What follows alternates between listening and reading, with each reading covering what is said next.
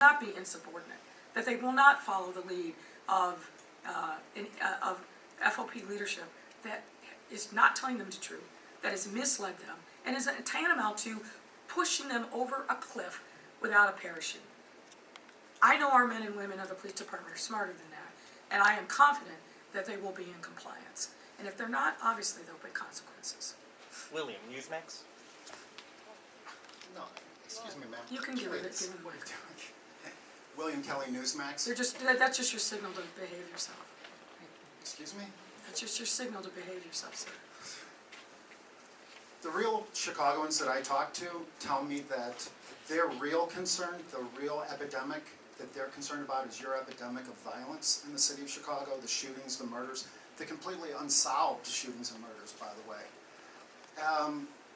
On an average weekend in Chicago, we have 30, 40, 50, 60, 70, 80 shootings, okay?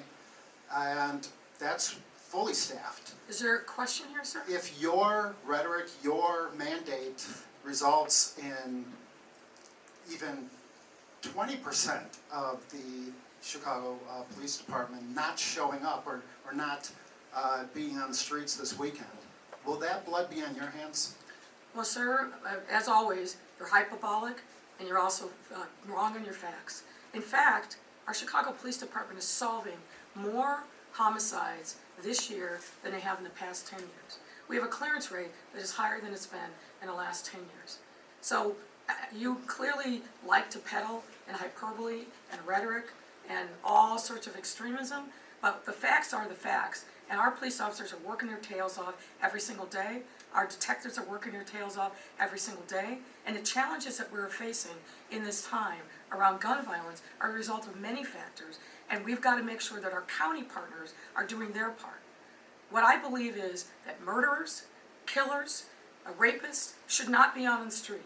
And we've got a significant problem with the number of people that are out on electronic monitoring. So we need the courts to step up and do their part and make sure that criminal justice in this city is actually real.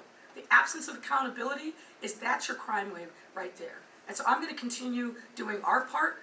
These brave men and women who are on the front lines every day are going to continue to do their part. We need partnership with the county to make sure that they step up and do their part. Thank you.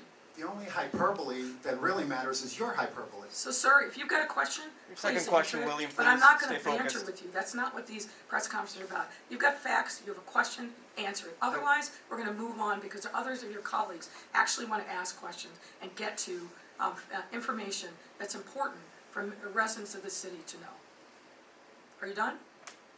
I believe you said to the FOP, bring it. That phrase is typically an invitation to a fight.